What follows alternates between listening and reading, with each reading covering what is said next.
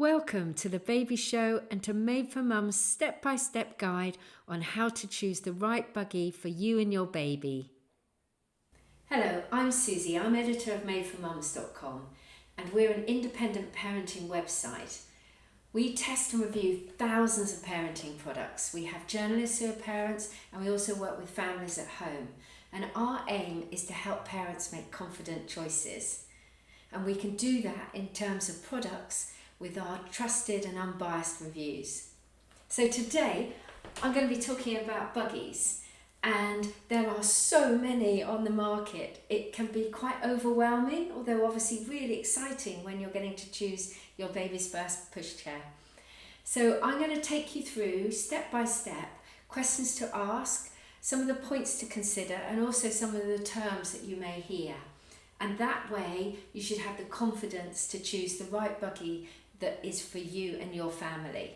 Now we do get a lot of people saying to us, go on, tell us which one really is the best. And what I would say is, there really isn't one that is right for everyone.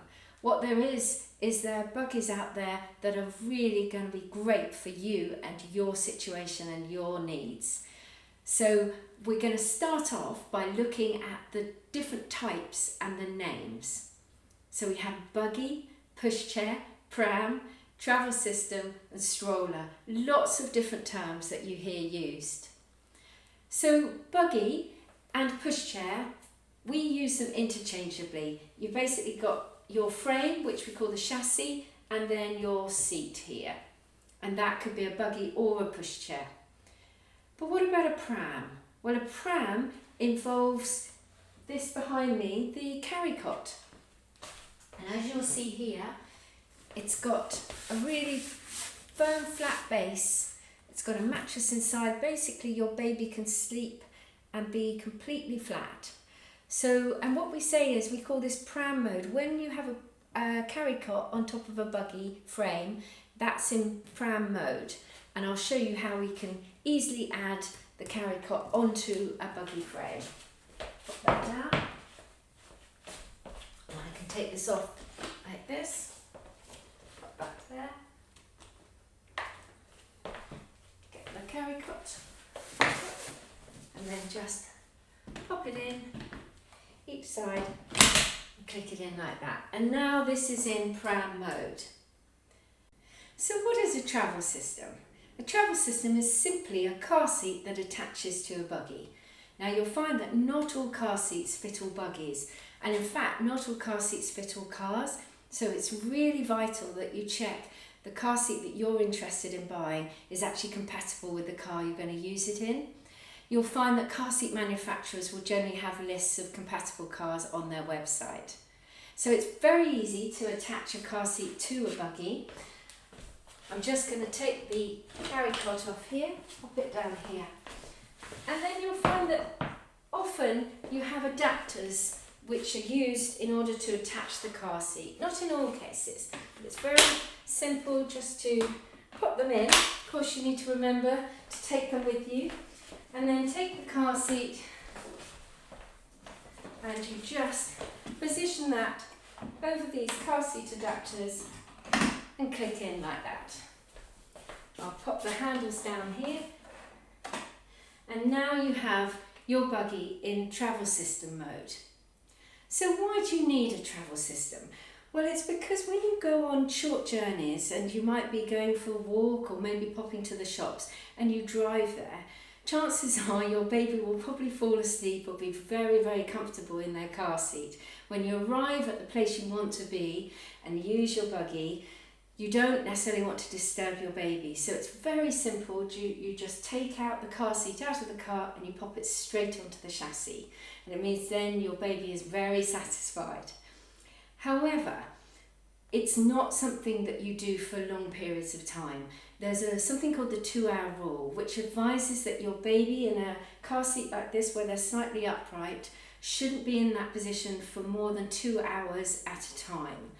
And this is because often babies will fall asleep when they're in a car and also when they're on a chassis, and they kind of hunch forward slightly and it just starts to restrict the airways and the oxygen that's going around their lungs and their body.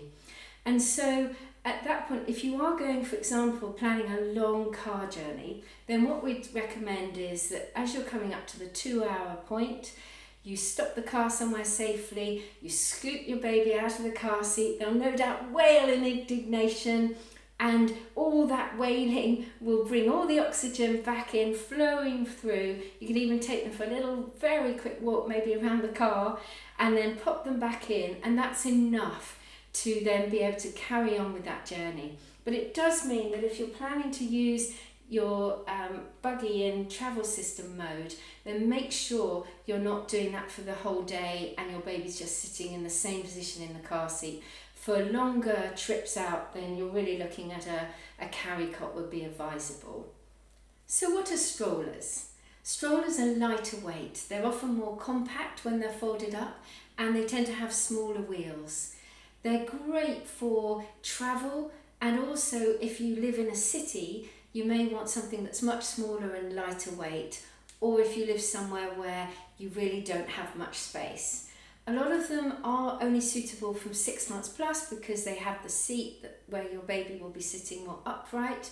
But what we're finding is that there are actually more companies now are creating strollers that are lie flat and come with, you can buy a cocoon or a little baby nest. So it's like a soft Carrycot really, and also some where you can even put a car seat to make it make a travel system. So there's lots of alternatives out there, but what you find is that it really depends on your circumstance which one's going to be right for you. One of the key things to think about is, where are you going to be using your buggy most? Do you live in a built-up city where you're going to be pushing it a lot on very busy, crowded pavements and up and down curbs? Or do you live in a town or village where you're going to be pushing it on pavements but also have more access to uneven ground?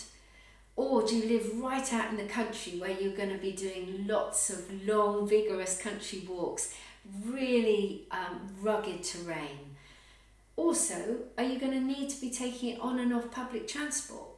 And the reason we think about these things is because it has an effect on the size of the wheel and the type of wheel that you might want to choose. The general principle is the bigger the wheel, the easier it is at handling rough terrain. The small wheels are great in terms of that versatility and manoeuvrability in tight spaces. And what you find is, this is a great example. This pushchair has these fantastic big wheels at the back, so it can really handle some rough terrain, but then smaller wheels at the front to give it that manoeuvrability in the more built up places. However, if you are a real off-roader, or you actually want to go jogging with your buggy when your baby is around 9 months, you can actually start to run with your baby, then you're going to be wanting those bigger wheels, and actually you'll be looking for air-filled tyres, because these give the smoothest and fastest ride across that rough terrain. Have to say, air-filled tyres do get punctures, so you'll need to carry a puncture kit. You also get foam-filled tyres, which absorb some of that impact going across rougher terrain, and they don't get punctures, but they can be a little bit heavy. And then you can get smaller plastic wheels that are very lightweight, very compact, and perfect for going in and out when you're in the city. Obviously small wheels again, and that light compact. If you are just looking for a city buggy, a stroller will probably fill your needs because it's much lighter, it has a compact fold. So you really need to think about, what do you need it most for, and which type of wheel is going to suit me best. So now we come on to folding. How easy is it to fold and unfold? How compactly will it fold up? Can I do it one-handed? Do I need to take the seat off in order to fold it? Well, what we would say is that every single buggy folds in a different way, and while that might feel a bit confusing if you're looking at a lot of buggies, in fact, once you learn your buggy, the way it folds and unfolds, do it 2 or 3 times and you'll have the knack. You'll be doing it in your sleep. In terms of taking a seat off in order to fold it, what it does mean is that if you're lifting a buggy in and out of a car, then actually it's much lighter if you separate the seat or the Carrycot from the chassis. It's lighter to pick up. However, it may be slightly more bulky in your car seat, in your car boot. And also, if you are able to fold with the seat on at home and you're storing it folded, then you have one component rather than two. So it's a real lifestyle choice. So I'm now going to fold this one. So I take the seat off, and then I can just, and in fact this one is self-standing. So again, think about how you might want to store it. Some will self-stand, some won't. In terms of folding shapes, some are quite big, some are quite long and thin, others are more compact but a bit deeper. So again, it's really good to have a look at the different sizes of when something is folded. If you know you're going to be putting your buggy in and out of the car quite frequently, then one of the key things to remember is how easy is it to pick up. So it's not just the weight of the buggy, it's also, is there a little handle, or is there something I can grab onto so that, you know, when I'm bending down like here, I can pick it up and easily lift it. It's not putting too much strain on my back. Some buggies, such as this one, come with a carry handle, which is great in terms of carrying it around, but it also means that it's automatically higher, so that then it's slightly easier to put into a higher up thing, such as a car boot. You'll find as well, in terms of compactness and fold, that with some buggies you can take the wheels off. If you're really struggling to get your buggy into a car boot, you can take them off and lie them flat, and that will reduce the size of their fold when they're folded. But it is a bit of a faff if you're constantly putting wheels on and off. And remember that you're probably going to need that boot for other things. It's one thing, hallelujah, it fits in my boot, but remember you'll probably need some more space as well. And in terms of unfolding, again, it's really just, you will learn very quickly the way that you can fold or unfold your buggy, and you'll get very, very fast at it. So one of the questions we get asked quite a lot on Made for Mums is, do I need to buy a Carrycot? You'll find some buggies will come with the seat and the chassis, but there's an additional charge for the Carrycot. Well, we know that babies need to be in a lie flat position for the first 6 months. So you might be wondering whether, if your buggy does offer a lie flat position but doesn't have a Carrycot, do you really need one? And we'd say in that situation, have a think about the value that a Carrycot could give you. For example, some Carrycots now are suitable for overnight sleeping. So fantastic if you're doing a lot of travelling to grandparents or friends, you've got somewhere for your baby to sleep overnight in that scenario. You also got these, with Carrycots, you've got real sort of solid sides and protection, especially if you've got a baby in the winter months, from all that the weather's going to throw at us. You've got some, you know, really cosy place for your baby to be. But a Carrycot is can be an additional purchase, and it's an extra piece of kit. So it's quite interesting that Eye Candy with the peach, and also the lime, and also Bugaboo with the fox now come with a Carrycot that turns into the seat. So it's not something you do instantly with a switch, but it's something that's fairly simple to do. And it means that then you don't have that additional purchase, and you don't have an extra piece of kit to store once your baby is 6 months old and potentially looking to go into a seat position. One thing to think about when choosing your buggy is your height, and the height of your partner or anyone who's likely to be pushing the buggy a lot. You'll find that most buggies will come with an adjustable handle in terms of height, and that really helps in terms of if you're like me, a very small person, and you have a very tall partner. And it's interesting as well that even the height, different levels of height, will affect how it feels to push a buggy. It's all to do with your sort of centre of gravity and where that push comes from. So it's really worth, once you've got your buggy, just have a push different height handles, because you might be quite surprised at how different it feels when you're pushing it around.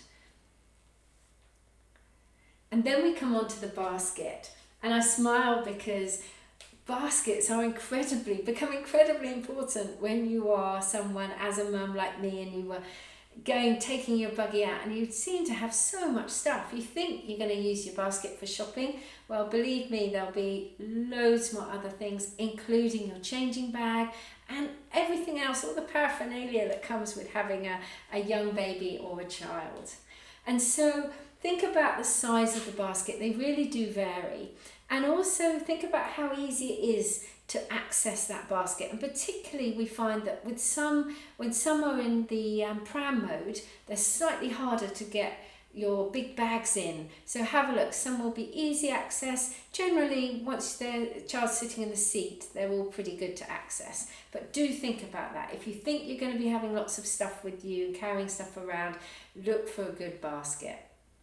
You may have heard about single to double buggies or convertibles. These have become much more popular over the last few years, and it means that you have a single buggy that by adding a few elements you can turn into a double buggy. You don't have to buy a whole new frame. And the Eye Candy Peach is a good example of this. So I can use it as a single, and then if I extend my family and I have another baby, then I can turn that into a double buggy. Now, fantastic, if you're someone who loves planning, who knows this is what you want, it's obviously a very economical way. You're not having to buy a double buggy if you're lucky enough to extend your family. On the other side, the one thing that's known is you just don't know about babies. And, Mother Nature, we don't know when you're going to be able to extend your family. So, for others who like to live, I need a buggy now, then, you may not be wanting to plan ahead. You do tend to find that single to double buggies, because they need to take more weight, because they need to take the weight of 2 children, they'll probably be slightly heavier in terms of the chassis. We're seeing a lot of that, increasing to lighten up, but they're still likely to be a bit heavier than just a straight single. So again, think about what's important for you. So what seat positions do you want your buggy to have? You'll find that many pushchairs enable you to have the seat facing you, so parent facing, but then simply you can turn that seat around to face the world. And you'll do that when your baby's a little bit older, sort of from 6 months plus you may want to, or with a toddler. And you can now start sort of pointing things out and you're facing the same way. But obviously having that reversible seat just means that you have a lot of different choices. And then also have a think about the recline that you've got, because particularly with toddlers, you'll find that they'll often fall asleep. And if you can recline it, it just makes that sleeping experience a little bit more comfortable, and their heads are not sort of lolling on the side. They're having more of a nice nap. So have a look at different reclines. They do vary quite a lot depending on the buggy type. So now we're on to the money question. Just how much does a buggy cost? Well, you can get a no-frills stroller for £25, and you can pay £1,000, even £2,000 for a high-end, top-of-the-range pushchair. What we do know is that if you do your research and work out what you need, you can find a really good buggy within your price range. So remember, do your research. And think about the extras as well. Sometimes something might look a bargain, but actually you've got to pile on quite a few extras in order to use it in the way that you want to use it. So thank you so much for listening. I hope that's really helped you. And remember, we have hundreds of reviews on Made for Mums, which will answer lots of your queries and give you the detail that you'll probably be looking for. Remember, do your research. Think about your lifestyle needs. How are you going to be using that buggy? How are you going to be transporting it? Where are you going to be storing it? What do you really need from your buggy? And I assure you, you and your baby are going to have a brilliant time. Thank you.